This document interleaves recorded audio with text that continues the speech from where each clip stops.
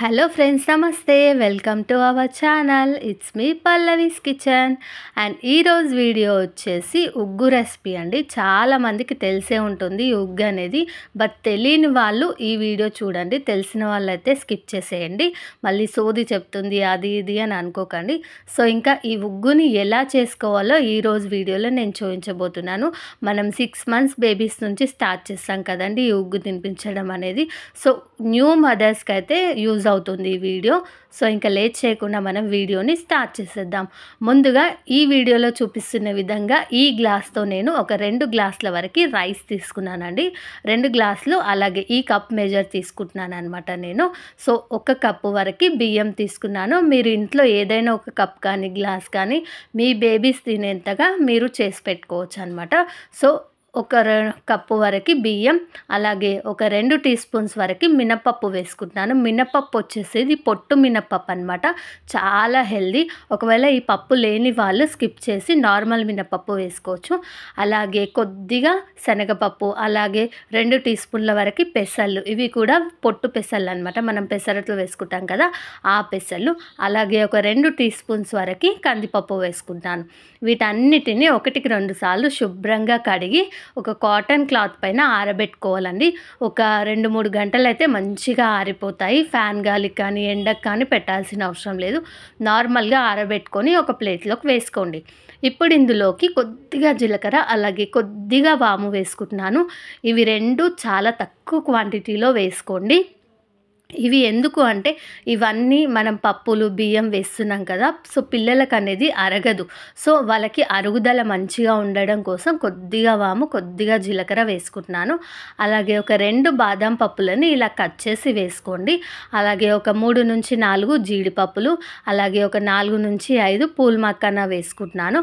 Pool Makkana అయితే నేను వేసుకుంటున్నానండి. మనకి ఇవి పూల్ మక్కన వచ్చేసి చాలా హెల్దీ కదా, పిల్లలైనా పెద్దలైనా ఎవరైనా తినొచ్చు. సో నేను నా బేబీస్ కోసం ఇలా ఉగ్గులో యాడ్ చేస్తున్నాను అనమాట పూల్ మకానా అనేది. సో ఇవన్నీ వేసుకున్నాక ఇప్పుడు స్టవ్ ఆన్ చేసుకొని ఒక ప్యాన్ పెట్టుకోండి. అందులోకి నేను 1 టీ స్పూన్ వరకు నెయ్యి వేసుకుంటున్నాను. ఈ నెయ్యి వచ్చేసి కూడా ఇంట్లో చేసిన నెయ్యేనండి. పిల్లలకైతే కొంచెం హెల్తీగా చేసి పెడితే బాగుంటుందని ఇలా నెయ్యి కూడా ఇంట్లోనే చేసి పెట్టింది అనమాట. సో 1 టీ స్పూన్ వరకు నెయ్యి వేసుకున్నాక ఇప్పుడు ఈ పప్పు దినుసులు బియ్యం కూడా ప్యాన్లో వేసేసుకొని మంటని లో టు మీడియం ఫ్లేమ్లో అడ్జస్ట్ చేస్తూ ఈ పప్పుని బియ్యంని మంచిగా ఫ్రై చేసుకోవాలి. ఎక్కడ మాడిపోకుండా అలాగే అడుగు పట్టకుండా చూసుకోండి. మంచి కలరు సువాసన వచ్చేంత వరకు మనం ఫ్రై చేసుకోవాలి. కొంచెం టైం టేకింగ్ ప్రాసెసే అనమాట. సో ఓపిక్గా అక్కడే ఉండి మనం ఈ ప్రాసెస్ అనేది చేసుకోవాలి. మనం ఇలా స్టవ్ పైన పెట్టి వేరే పని చేస్తూ ఉంటే ఈ బియ్యము పప్పులు అనేవి మాడిపోతాయి అన్నమాట. మనకి ఉగ్గు టేస్ట్ అనేది కూడా రాదు. సో పిల్లలు తినరు అనమాట. సో మనం ఈ ఒక్క ప్రాసెస్ అనేది అక్కడే ఉండి కొంచెం ఓపిక్గా బియ్యం కలర్ చేంజ్ అయ్యి మంచి సువాసన వచ్చేంత వరకు ఫ్రై చేసుకోవాలి. ఇక్కడ చూడండి వీడియోలో కనిపిస్తుంది కదా, ఇలా మంచిగా కలర్ వచ్చేంత వరకు ఫ్రై చేసుకొని స్టవ్ ఆఫ్ చేసి పక్కన పెట్టేసుకోండి. ఇవి కొంచెం చల్లారాలండి. సో వేరే ప్లేట్లోకి ఇలా ట్రాన్స్ఫర్ చేసుకొని ఇవి కంప్లీట్గా చల్లారాలి. ఇక చూడండి ఇవి నాకైతే చల్లారిపోయాయి. ఇప్పుడు ఇవి చల్లారిన తర్వాత ఒక మిక్సీ జార్ తీసుకోండి. అందులోకి ఈ పప్పు దినుసులన్నీ వేసేసుకొని మంచిగా బరకగా కాకుండా మంచిగా మెత్తగా ఫైన్ పౌడర్ అయ్యేలాగా గ్రైండ్ చేసుకోవాలి. వీలైనంత వరకు మెత్తగా పౌడర్ చేసుకోండి. ఒకసారి మిక్సీ పట్టిన తర్వాత స్ట్రైనర్ తీసుకొని జల్లించుకొని మళ్ళీ బరకగా వచ్చిన దాన్ని మళ్ళీ ఒకసారి గ్రైండ్ చేసుకోండి.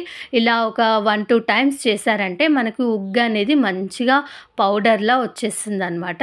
ఇలా గ్రైండ్ చేసి పెట్టుకున్న ఈ ఉగ్గుని ఏదైనా ఒక జార్లో కానీ లేదంటే ఒక బాక్స్లో కానీ ఇలా స్టోర్ చేసి పెట్టుకున్నామంటే హ్యాపీగా మనం ఒక 3-4 డేస్ వరకు ఇలా బేబీస్కి యూస్ చేయొచ్చు.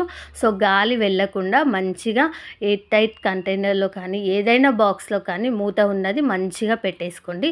ఇక చూడండి మనకి ఉగ్గు అనేది ఇలా రెడీ అయిపోయింది అనమాట. మా బేబీస్కి 2 బేబీస్ కాబట్టి ఇది ఒక 3-4 డేస్ వరకు వస్తుంది. నేను ఎక్కువ క్వాంటిటీలో అయితే అయితే చేసి పెట్టుకోనండి.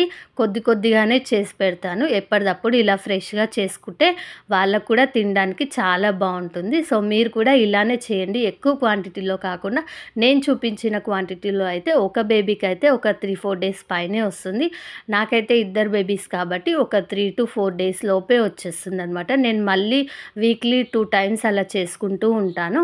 సో, ఇలా నేనిక్కడ ఉగ్గు అనేది కూడా వండి చూపిస్తాను చూడండి.